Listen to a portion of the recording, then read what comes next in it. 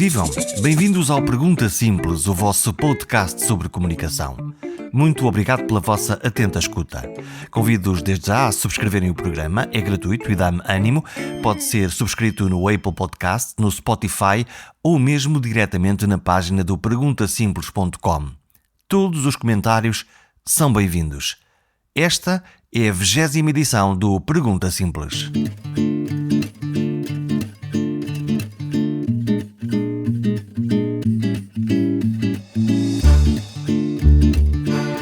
O poder da palavra é o diamante da comunicação. As palavras podem inspirar-nos, podem explicar-nos o mundo e podem apontar-nos um caminho. Mas essas palavras são também apelos ao pensamento, à ação. Nesta edição vamos falar do poder das palavras dos líderes políticos. As palavras que podem ser malditas quando lançam uma turba furiosa a invadir um parlamento, o Capitólio, da mais simbólica democracia liberal do mundo. Estamos no último dia de Trump enquanto todo-poderoso presidente da América. Trump que usou todas as palavras para ser popular, para ser eleito, para mentir repetidamente e para incentivar a violência. Trump fingindo que a Covid nem existe ou que as eleições não foram justas, mas com muitos seguidores a acreditar nesta para-verdade, também conhecida como factos alternativos. Germano Almeida escreveu vários livros sobre este presidente, ou como o descreve: isto não é bem um presidente. Afinal, Germano, o que se passa lá na América? Essa é uma pergunta eterna, não é? Nesta altura é uma fase mais conturbada, mas é aquilo também que me fascina naquele grande país. Eu costumo citar uma frase de uma das pessoas que mais, até agora pelo menos, me mostrou, que melhor me mostrou e compreendeu a América, um português, curiosamente, que lá vive e ensina há muitos anos, Onésimo Teotónio de Almeida, que diz: tudo o que ouvimos falar sobre a América provavelmente é verdade, o melhor e o pior, provavelmente é verdade, ou então virá a ser. E é isso que podemos esperar da América. Do mesmo modo que ficámos fascinados e encantados e comovidos com a América por ter eleito por 2 vezes alguém como Barack Obama, depois ficámos chocados e indignados, eu pelo menos e grande parte das pessoas da minha rede de contactos, vou vendo que muitas vezes há também pessoas insuspeitas que não acham isso, mas pronto, com a eleição de Donald Trump. O país é o mesmo, é verdade que as coligações que levaram à eleição de Obama e de Trump são diferentes, mas há alguns pontos de contacto, nomeadamente no Midwest, naqueles eleitores que durante anos votaram democrata nas grandes indústrias do Midwest que acabaram basicamente, que já estavam a acabar e que acabaram com a crise de 2008 e que se sentiram de algum modo deserdados da globalização, retirados daquilo que achavam que era o seu poder e o seu espaço, isso a nível mais económico. E depois também há outras questões que agora vão emergir, certamente. Emergiram também naquele backlash que houve mais conservador e mais identitário e populista do americano, do Trump Country, que olhava para Obama e não o reconhecia como presidente, alguém negro com aquelas características, aquela agenda, e que agora esse backlash vai aumentar, primeiro com a grande vitória democrata que fica com o poder todo nas 3 câmaras, entre Casa Branca e as 2 câmaras, e pelo desastre deste final de Trump, e isso vai agravar essa fratura. O momento inacreditável de filme da invasão do Capitólio é apenas um sinal, já foi um sinal trágico e muito preocupante, mas eu temo que o pior ainda esteja para vir. Aquilo que nós vimos nesta invasão do Capitólio de filme, dizes tu, e é de facto de filme, há imagens que são, além de chocantes, absolutamente surpreendentes. Vamos começar por um homem com uma pele sobre o corpo e um chapéu com uns cornos. O que é aquilo? Aquilo foi descrito por uma socióloga brasileira, curiosamente, como tribalismo masculino. É apenas uma expressão, há outras, é melhor olhar primeiro para a big picture e depois olhar mais aos detalhes. O que toda a fauna, entrando nessa metáfora, que vimos no Capitólio, enfim, olhando para as imagens parece que dá para rir, mas aquilo tem mais de assustador do que para rir. Tem um bocado a ver com o que eu estava a dizer há bocado, ou seja, são reações tribais, identitárias, de espaços que também são a América e que se sentiram na presidência Obama e agora voltam a sentir-se com o regresso dos democratas. É preciso, antes de mais, explicar. Não era assim, mas nos últimos anos a divisão bipartidária nos Estados Unidos passou a ser uma coisa mais complicada. E eles têm 2 partidos. Estes dois partidos, como quem gosta da América sabe, democratas e republicanos. Já agora uma curiosidade antes de continuares por esse bipartidarismo ou por essa explicação. Porque é que não há mais partidos? Nós na Europa estamos a fazer um caminho quase contrário, de fragmentação, com muitos partidos, cada vez mais nos parlamentos, no nosso também, cada vez mais partidos. E ali existem 2 grandes partidos que no fundo dominam politicamente o país. Sim, há mais partidos, há 20 partidos, e há sempre em cada eleição presidencial 18, 20 candidatos. O sistema não deixa de ser bipartidário, é bipartidário, ou seja, só democratas e republicanos conseguem ter o acesso a poder eleger o presidente, poder eleger congressistas e, portanto, aliás, Donald Trump é a prova disso, ou seja, Donald Trump não era republicano, como agora dá para perceber, foi uma afronta aos republicanos. O que é Donald Trump? É um líder de traços autoritários, com delírios ditatoriais, basta ver o fascínio que ele tinha por Xi Jinping, por Putin, por Erdogan, por extensão também pelo artista da Coreia do Norte também, não é? Portanto, era quase uma irmandade de déspotas. E olhando para o que ele fez pós-eleições, ele só não tornou a América numa ditadura e só não perverteu a vontade popular porque não conseguiu. Tentou através dos tribunais, da pressão dos Estados e no limite inspirando aquele ataque à democracia e a um órgão de soberania. Mas voltando, Donald Trump é um líder autoritário, populista, de traços populistas, com uma agenda explorando o sentimento populista e identitário americano que esteve longe de ser inventado por ele, está também na história daquele país, mas é uma parte que foi uma parte importante na criação também daquele país, mas neste momento, olhando para os números, e curiosamente as eleições confirmam-no, eleição atrás de eleição de forma muito sustentada, é uma parte significativa da América, mas minoritária. Eu chamo a atenção para que Donald Trump nunca ganhou uma eleição. Eu vou dizer outra vez, parece estranho porque Donald Trump é presidente, mas Donald Trump nunca ganhou uma eleição. Donald Trump em 2016 teve menos de 3 milhões de votos que Hillary Clinton. Em 2018 os democratas tiveram uma grande maioria no Congresso e no Senado, embora os republicanos tenham mantido a maioria, diminuíram-na e nesse dia tiveram menos votos para o Senado e agora nestas eleições houve uma grande vitória democrata. No início não pareceu, mas houve. Biden teve 7 milhões de votos mais que Trump na eleição presidencial. Houve essa coisa incrível que foi 2 democratas eleitos num estado até agora muito conservador como a Geórgia. É uma resposta dos eleitores, claramente. E portanto isso confirmou aquilo que todas as sondagens e estudos de opinião ao longo dos anos de Trump mostrou. Mas olhando para a lógica estritamente de comunicação, até parece, pela voz de Trump e se calhar dos republicanos que falaram ou dos outros que se calaram, até parece que de facto a realidade não é essa. Portanto, há uma invenção de uma realidade comunicacional? Sim. Há uma propaganda? Há uma propaganda, isso sempre houve, e há uma invenção nacional. Vamos ser francos, isso também sempre houve, não é? As eleições americanas sempre foram, então, presidenciais marcadas por golpes baixos, por factos alternativos, vamos ser francos. A questão é, há aqui coisas novas, e eu já lá vou, porque é realmente fundamental para perceber Trump, mas só para distinguir Trump o que era. Todos os estudos de opinião, durante os anos de Trump é o primeiro presidente da história moderna, desde que há eleições, portanto, como sabes, nos Estados Unidos, o presidente é avaliado diariamente por tracking polls. E desde que isso existe, desde Roosevelt há 80 anos... Dos níveis de popularidade do presidente que costumamos ver na imprensa. Exatamente. Donald Trump é o primeiro presidente, desde que isso existe, que nunca atingiu, durante o seu mandato, pelo menos 50% de aprovação. Isto significa que nunca teve pelo menos metade dos americanos a apoiá-lo. Isso é consonante com os resultados que teve dia 3 de novembro, com os resultados que teve há 4 anos. No entanto, ter 45% dos americanos a apoiar é ter milhões e milhões de americanos a apoiar. E ainda por cima, nesta eleição, ele fez crescer a sua base de suporte. É verdade, em 11 milhões, mas já agora Joe Biden fez crescer a base de suporte de Hillary em 14 milhões. É preciso também ter... Portanto, isso é uma boa notícia, pelo menos para a democracia, significa que mais eleitores decidiram ir votar e fazer sentir o seu voto. Exatamente. Isso foi, por acaso, uma coisa notável e é também nisso que a América é fantástica. Olhando para a América, está num momento muito conturbado e preocupante. Mas a verdade é que teve uma resposta democrática de mobilização eleitoral espantosa no ano da pandemia, da dificuldade de e do risco de se ir a algum sítio. No ano em que os Estados Unidos têm um número dramático de 300 e tal mil mortos pela pandemia.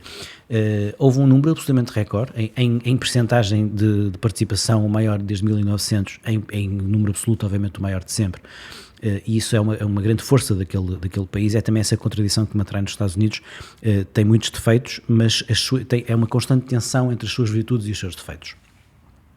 Só para, rapidamente voltando atrás, para explicar, porque é muito interessante. Democratas e republicanos têm esse sistema bipartidário. Na whole picture, eu acho que é uma história de grande sucesso, uma história de 2 séculos e meio, em que aquele país sempre se afirmou como o referencial de liberdade, democracia e a nação mais poderosa do mundo. Por isso também achei tanto que foi sempre uma afronta à presidência de Trump, por isso escrevi um livro chamado Isto Não É Bem um Presidente dos Estados Unidos. Desde o início me pareceu que não era bem um Presidente dos Estados Unidos. Isso é um título quase a gato fedorento. Isto não é bem um Presidente? Eu olhando para Trump sempre senti isso, e por isso fiz esse statement que agora está claramente a confirmar. Porque Donald Trump é um presidente não americano nos seus valores essenciais. É alguém que recusa a liderança americana, alguém que recusa os valores americanos, alguém que, pondo o America First, não é uma ideia nova, não percebe que o America First não é vandalizar o legado dos presidentes, não é destratar aliados permanentes. E, portanto, isso parece-me muito claro.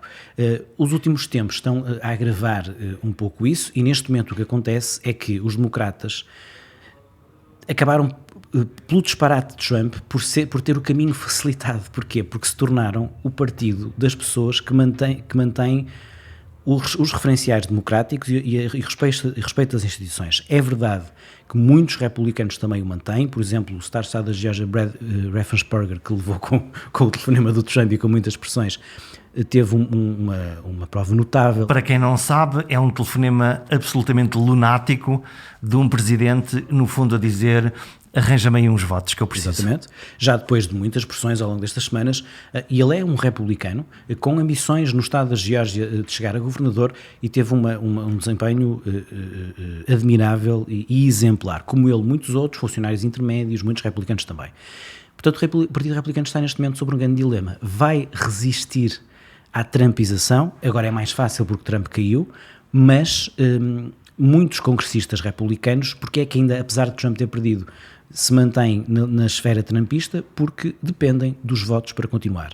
E Trump teve 74 milhões de votos, já não o tem, neste momento, não me parece, mas os estudos indicam que cerca de metade das pessoas que votaram no Trump, de algum modo avalizam a invasão do Capitólio. Isto parece quase difícil de perceber, mas mostra quase a doença que aquela sociedade neste momento está enferma. Metade dos apoiantes de Trump aprovam a invasão do Parlamento, neste caso das 2 câmaras do Parlamento do seu próprio país? Isso é o que as sondagens dizem, é uma coisa realmente inacreditável, mas mostra como, neste momento, e respondendo à tua muito importante questão sobre a questão da realidade alternativa, é preciso perceber o seguinte: Donald Trump foi eleito sob uma base de mentiras sobre mentiras. Não é verdade que não é o primeiro político a mentir, é verdade que, no fundo, em algum momento, todos os políticos mentem um bocadinho, mas há grandes diferenças, e quem não percebe isso não está a perceber o essencial. Donald Trump mente de forma descarada e deliberadamente e repetidamente. E cria aí sim uma realidade alternativa. É alguém que tem o desplante de dizer que teve a maior tomada de posse, quando qualquer foto comparativa mostra que as 2 tomadas de posse de Obama tiveram muito mais. É alguém que, perante uma derrota, declara uma enorme vitória. É alguém que, perante alguém que o contrapõe, o desmentindo, em vez de assumir isso, ataca quem mostra a verdade. Qual foi a conclusão, desculpa a expressão, mas é o que eu sinto, trágica destes anos? É que, em vez desse comportamento ser censurado, nomeadamente por quem tem filhos, muita gente se reviu nele e se sentiu empoderado nesse comportamento indecente. Isso explica muito. Para ti, tu que és um homem da comunicação, como é que uma mensagem de uma mentira repetida não só é aceite, como é quase elogiada pelas pessoas? Isso é enquadrado num ecossistema, não cai do vazio, não é de repente, é enquadrado num ecossistema em que Donald Trump percebeu que há mais de uma década que grande parte dos eleitores americanos se dizem fartos dos políticos de Washington, não se revêem neles, não lhes dão credibilidade, e também se dizem desconfiados daquilo que vem nos mídias. Então apareceu um tipo que diz, não acredito, estes tipos mentem-vos, e portanto os mídias são vossos inimigos, os políticos são vossos inimigos, acreditem em mim e eu tenho a resposta simples para problemas complexos.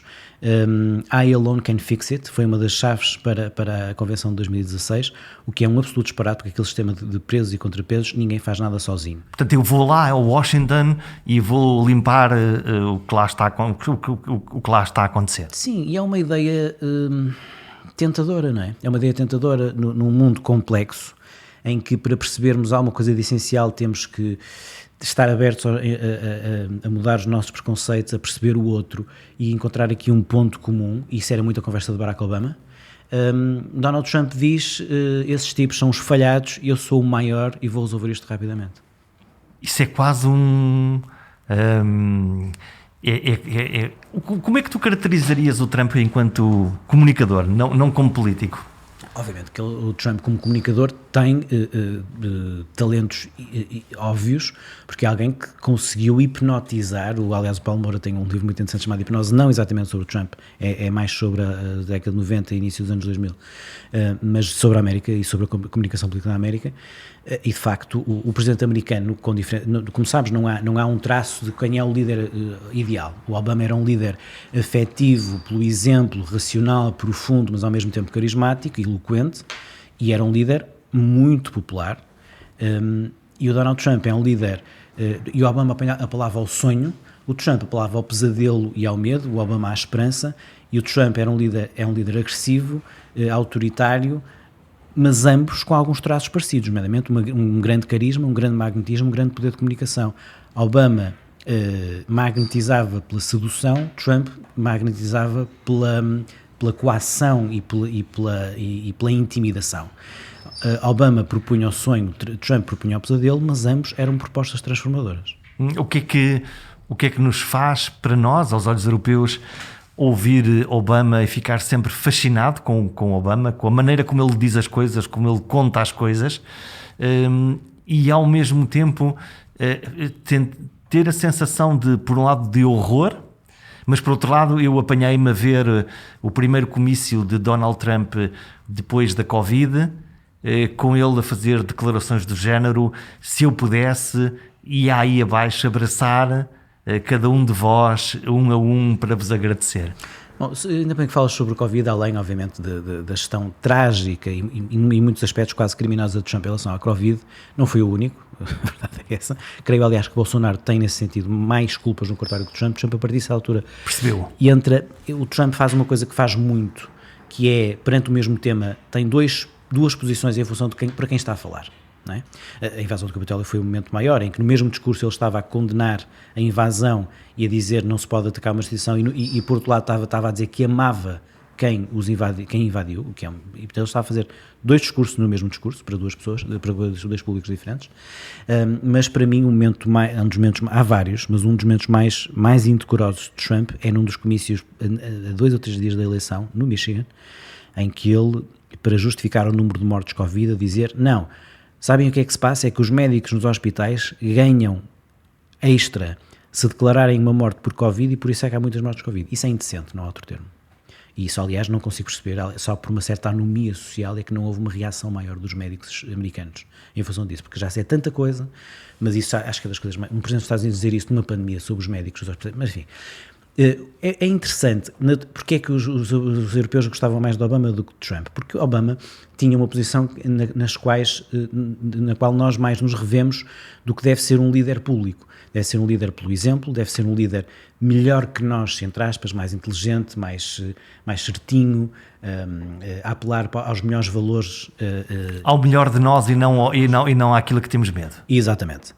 Curiosamente, se olharmos para as origens dos dois, o Trump é muito mais europeu que o Obama, não é? O Trump é filho de uma escocesa, neto de um alemão, casado com uma europeia, com uma eslovena, já foi casado com uma checa, tem uma história muito europeia, curiosamente. Tem uma propriedade na Escócia, O Obama tem uma ligação muito rara à Europa. Alguém que cresceu na Indonésia com o seu padrasto era indonésio, o pai queniano, embora pronto, tem a ver com a cor e com o nome, mas na história dele não é relevante, é mais quase ali uma coisa não concretizada. Ele acaba por escrever um livro para ultrapassar isso. Ele viu o pai uma ou duas vezes na vida, o pai não vivia com a mãe nos Estados Unidos. Portanto, não é uma referência para ele? Não é uma referência para ele, portanto, ele de africano só tinha o nome e de forma muito interessante conseguiu desenvolver isso como história política, mas ele era mais até asiático, indonésio, do que propriamente africano.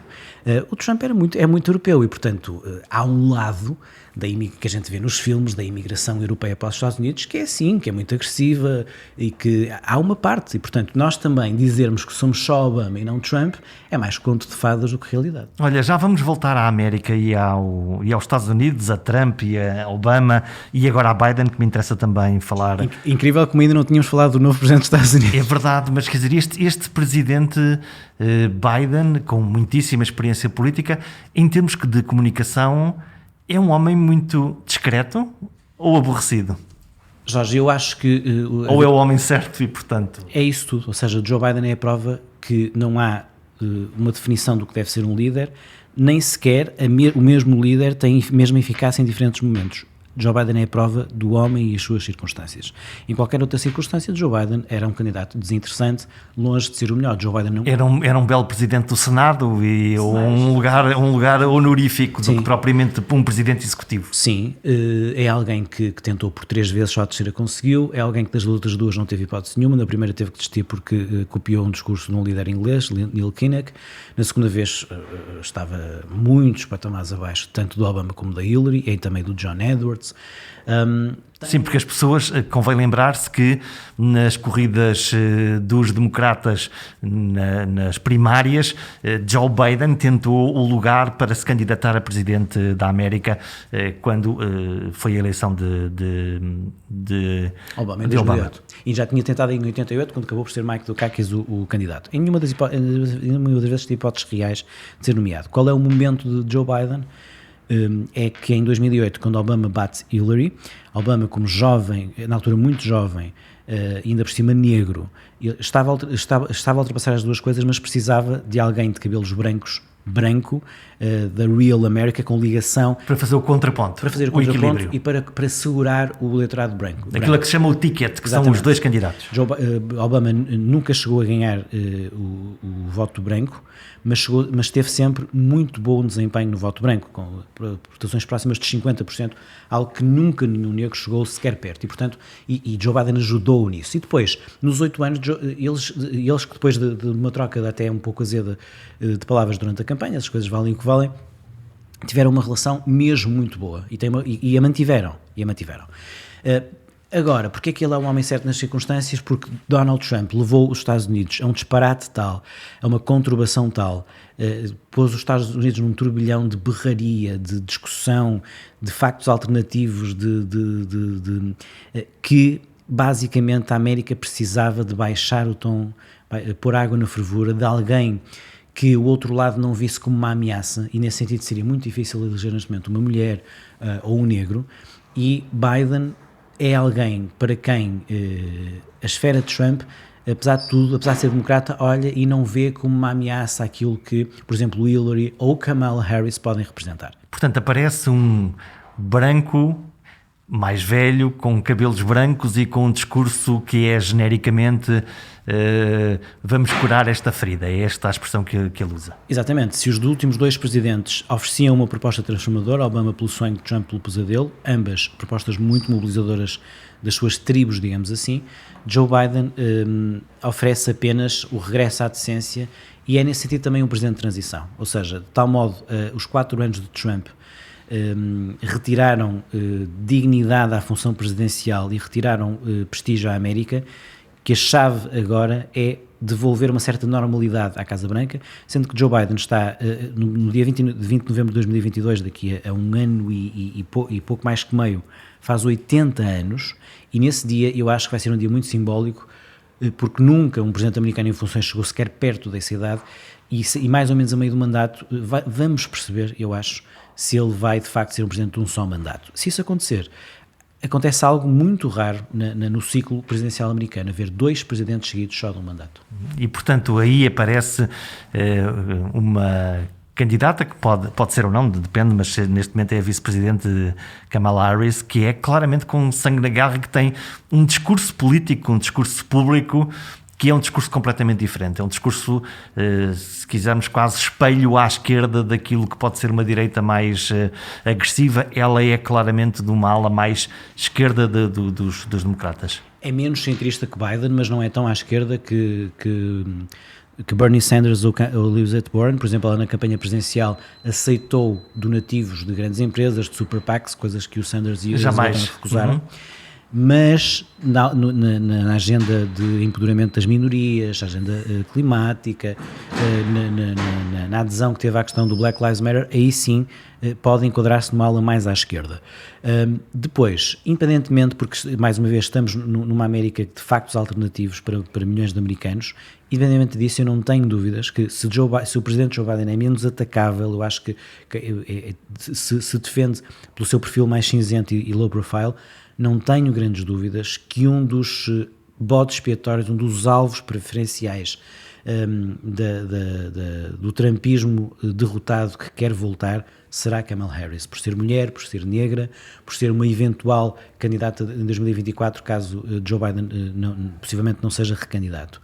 E portanto, uma das coisas a olhar é ver como é que será o percurso público da vice-presidente, da futura vice-presidente, nesse âmbito. E de facto, se Joe Biden teve 81 milhões de votos, não por si, mas pelo anti-Trump e pela capacidade de mobilização, por ter voltado a pôr os negros e as mulheres e os latinos a votarem, como já desde Obama não votavam, mas também alguns republicanos iludidos e independentes, eu tenho muitas dúvidas que se for Kamala Harris a candidata, em 2024 ela consiga mobilizar isso tudo.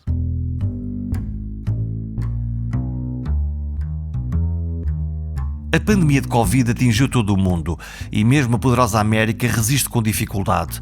No lado do discurso público, a pandemia foi minimizada. Primeiro, desprezando o impacto do vírus e depois, até com Trump, a vestir a capa do super-homem, regressando de um internamento hospitalar depois da sua doença se ter agravado. O discurso ambíguo foi usado como estratégia de comunicação, ao negar o óbvio sem assumir o seu risco real. Nos Estados Unidos, mas também em alguma Europa. Era muito isso, ou seja, há esse lado ambíguo que Trump sempre teve em relação a isso, ou seja, não negava o vírus porque o teve e foi hospitalizado. Aquilo parece um personagem de televisão nesse momento. Ele era, não é? Ele sempre e continuou a ser. É alguém que depois de meses e meses e meses em que via o seu país a ser de longe o país com mais mortos no mundo, tem o desplante de dizer que só agora percebeu como é que era aquilo quando os médicos lá no hospital lhe explicaram, quer dizer, quando ele tinha uma task force podia explicar, não é? Tem o Sr. Fauci, por exemplo. E depois o lado que ele explora junto da sua base de ser uma espécie de super-homem, ou seja, estão a ver, eu apesar de estar na idade de risco e supostamente ter até um peso de risco, já estou aqui a desafiar um pouco isso. Ele recuperou em tempo recorde, mas teve um tratamento que mais ninguém nos como é suposto que um presidente tenha. Certo, isso não está em causa, mas que mais ninguém pode ter. Quando ele diz isso, quando ele diz, estão a ver, isto não tem que se preocupar porque eu recuperei em 3 dias. As pessoas ficam preocupadas porque não terão acesso àquilo que ele conseguiu também ter. E quando 300 mil, pelo menos 300 mil famílias perderam um seu ente querido por Covid, e mais de 1 milhão tiveram situações gravíssimas e vários milhões já tiveram infectados nos Estados Unidos, isso teve consequências eleitorais, não tenho dúvidas disso. Portanto, as pessoas espelharam-se e viram. Damos um salto para a Europa, aproveitando esta ponte. Boris Johnson, também ele próprio foi contagiado com o Covid, também as coisas foram complicadas, ele teve que ser hospitalizado. Todavia, Boris Johnson teve um discurso completamente diferente. Numa fase inicial também, não quero dizer que negasse, mas nunca relevou muito o tema, e a partir desse momento o seu discurso político e público mudou. Sim, no caso do Boris Johnson, acho que nos primeiros dias há uma estratégia que só depois a Suécia manteve mais tempo de defender a herd immunity. Em poucos dias explicaram ao Boris Johnson, deixa correr o vírus? Sim. Em poucos dias explicaram que isso não era uma solução, porque só ia dar milhões de mortos e portanto, não era uma solução. E ele rapidamente mudou. E sim, a sua situação foi importante também, mas já tinha mudado antes. Boris Johnson explorou-se muito tempo as parecenças até, enfim, físicas e histriónicas com Donald Trump, mas tem muitas diferenças. Mas este homem lê livros, ele é um homem culto, isso é claramente a sua matriz, e subitamente tem que gerir uma decisão dos eleitores do Reino Unido. O Brexit, sabe Deus o que é que ele verdadeiramente pensa sobre o tema? Sim, para ser franco, eu critico mais o Johnson que o Trump, porque o Trump é alguém que de facto se orgulha da sua própria ignorância. O Johnson não, o Johnson é alguém muito culto que, por interesse eleitoral, mente descaradamente também, e engana as pessoas, enganou na campanha vergonhosa do Brexit. Para quem não sabe, mas também já não interessa, porque as pessoas sabem e depois me parece que não atuam, não percebo. Um ano antes do referendo do Brexit tem declarações de grande amor à Europa, faz uma biografia muitíssimo bem escrita sobre o Churchill, mas é o que é. Mas encontrou ali um espaço político com a questão do Brexit. Até à última brincou com o fogo e enfim, não sou totalmente especialista no tema, mas pelo que li, mais por mérito da Ursula von der Leyen, não por ele, não entramos num hard Brexit, e mesmo assim foi o que se viu no final do ano. Mesmo a questão da variante do vírus, que realmente todos os estudos mostram que é para levar a sério, que é 50% a 70% mais contagiosa e, portanto, embora não mais grave, leva a mais internamentos e mais mortos, ok, mas há uma gestão comunicacional, lá está, e política trágica, porque ele de um dia para o outro muda de indicações, porque não, afinal há aqui uma variante e vai tudo para casa. E aquele período entre Natal e Ano Novo foi de caos completo no Reino Unido. Sendo que havia já indicações desde setembro desse vírus, embora não se sabendo totalmente. E, portanto, não era, para do ponto de vista de comunicação pública, de um dia para o outro, levar aquilo. Parecia que, entretanto, tinha aparecido aí um vírus que ia matar toda a gente. Se olharmos para uma outra líder europeia, que é Angela Merkel, não é definitivamente ou aparentemente uma comunicadora fácil, muitíssimo direta, vai direto ao ponto. Quando foi do Covid disse daqui a um ano provavelmente 70% da população estará contagiada, e todos ficamos a olhar a pensar de que é que ela está a falar e se calhar estava a falar de alguma coisa que fazia algum sentido. Como é que tu vês Merkel como comunicadora? É preciso enquadrar no que é a Alemanha, não é? É uma líder alemã, não é uma líder americana. Na América não tinha qualquer hipótese, na Inglaterra provavelmente já teria um pouco mais, mas se calhar na Inglaterra de hoje menos do que na Inglaterra daqui de há 10 ou 20 anos, enfim, de algum modo a Thatcher ou a Theresa May até tinham algumas parecenças. É alguém que hoje também tem melhor imprensa e melhor opinião pública do que olhando para os anos todos, se calhar merece, mas certamente durante muitos anos teve pior imprensa e pior opinião pública. Sim, a imprensa era muito agressiva com ela, porque... Há uma mudança completa na percepção que todos nós temos em relação à Angela Merkel, pela forma... Muda-se na altura dos refugiados, quando ela assume que a questão dos refugiados é uma questão europeia e que a Europa tem que ter uma visão humanista sobre os refugiados. Eu acho que no percurso de 16 anos dela no poder há dois momentos. Há um momento em que ela é uma líder muito alemã, e com o lado, quando ela tinha o Schäuble como Ministro das Finanças, da rigidez, da austeridade, de olhar... Todos nos lembramos da Troika. Mas há ali um momento, se calhar ainda dos refugiados, que é... a verdade é que, embora o seu Ministro das Finanças fosse o que mais tinha feito bullying sobre a Grécia e Portugal... é muito com ela que se percebe que à última a Grécia não ia cair. E quando ela percebe a importância da Grécia não ter caído, ao contrário de todas as previsões, eu acho que ela percebeu aí o momento em que ela... Ela intuiu isso. Mas é a líder que podia manter, não é salvar, porque a Europa à última da hora salva-se sempre, é de longe o projeto humano mais fantástico, não é? E, portanto, eu acho que a decisão dela em relação aos refugiados também se enquadra aí.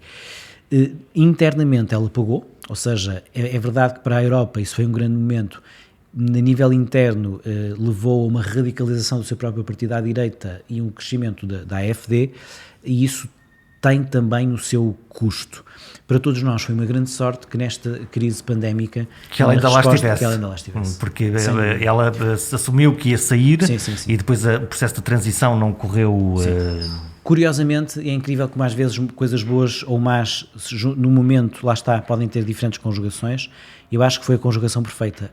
A Inglaterra já ter saído, ou seja, se a Inglaterra ainda se mantinha nesta conversa, era difícil podia haver ali os frugais podiam ver na Inglaterra ali um porto de abrigo. E eles tinham um prisma diferente, como se viu na gestão da pandemia? Embora eu faça claramente uma diferença entre os frugais e os iliberais, ou seja, não concordando, percebo a posição da Holanda, da Áustria, às vezes da Finlândia. Que é aquela posição, aqueles tipos no Sul estão a gastar o dinheiro todo que nós estamos a mandar para lá. Os tipos do Sul somos nós. Sim, percebeu-se a certo ponto que não iam romper com a Alemanha e que ia haver ali um acordo.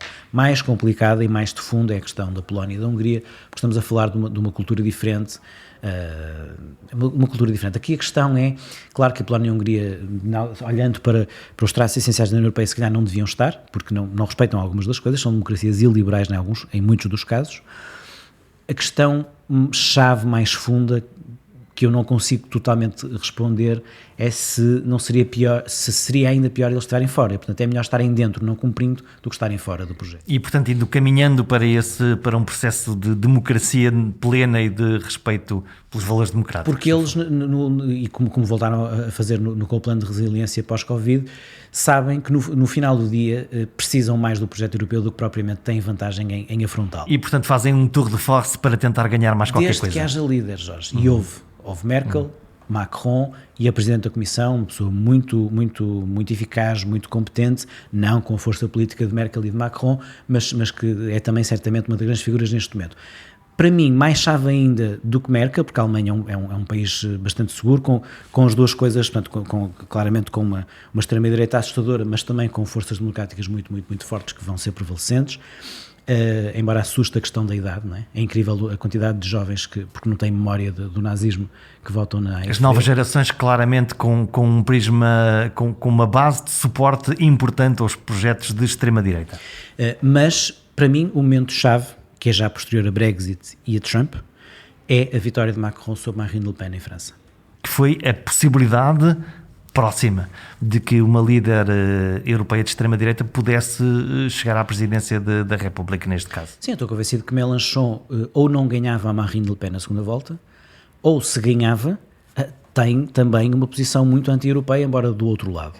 É menos assustador do que a Marine Le Pen, mas em algumas coisas, e se calhar igualmente crítico. Macron foi uma solução quase milagrosa dentro daquele que era o momento o Partido Socialista Francês estava morto, a direita clássica francesa não estava morta, mas mataram Fillon com aquela história, aparentemente até quase banal, da mulher, do emprego e não sei o quê. Encontraram ali um pretexto para o fazer. E, portanto, o Fillon era um presidente que podia ser como foi o Chirac, era um presidente de centro-direita moderado, uma coisa que está a cair muito. Com o PSF em cacos, se não tivesse aparecido Macron, aquilo dava para um dos extremos. Olhando para as redes sociais, o Twitter cortou o pio, dado que o Twitter, já agora, para quem não usa o Twitter, é simbolizado por um pássaro que faz um pio, no fundo, que deixa uma frase que Trump usou muito como sua rede social predileta. E subitamente uma empresa, é disto que estamos a falar, o Twitter e depois o Facebook, outra empresa, decidiram cortar a liberdade de expressão a um presidente ou a uma pessoa, ou fizeram muito bem? Eu não consigo ter resposta certa para essa questão, porque nós estamos numa situação de ser preso por ter preço não ter. Durante anos criticámos o Twitter e o Facebook por permitiam o Trump dizer uns disparates, e agora estamos a criticar o Twitter e o Facebook por cortar o Trump. Curiosamente, as duas coisas são criticáveis, de facto. Ou seja, porque vão dar espaço, e eu acho que isso é os republicanos trumpistas perderam tudo, né? Perderam as eleições, vão perder o seu líder na Casa Branca, perderam a vergonha com o que se passou no Capitólio, E vão-se agarrar a essa questão. Mas agora não podem falar. No fundo, ele não pode falar. Ou pode falar, perdeu a audiência. No fundo, é isso que lhe aconteceu. Sim, ou seja, ele pode criar uma plataforma alternativa, mas atenção, ele não é de um dia para o outro que constrói o alcance de milhões e milhões e milhões, aliás, um alcance maior do que a própria população americana que ele tinha no Facebook e no Twitter. E, portanto, é de facto um rombo muito grande naquilo que eram as armas do Trump. Além dessa questão mais visível, o que eu acho que está a acontecer é que o Twitter e o Facebook, que foram vistos como uma coisa fora e uma ameaça, estão a institucionalizar ao fazer isto. Porque são as redes sociais mais oficiais. E depois há outras, mais fantasma e mais selvagens, onde aí sim, disparados como o QAnon e aqueles tipos que fizeram a invasão ao Capitólio, que apareceram com coisas que não nos pareciam muito estranhas, mas que defendem esse tipo de coisas, defendem questões como as energias e os espíritos e os canibais. Os 5Gs desta vida e por aí fora, aquilo vale tudo.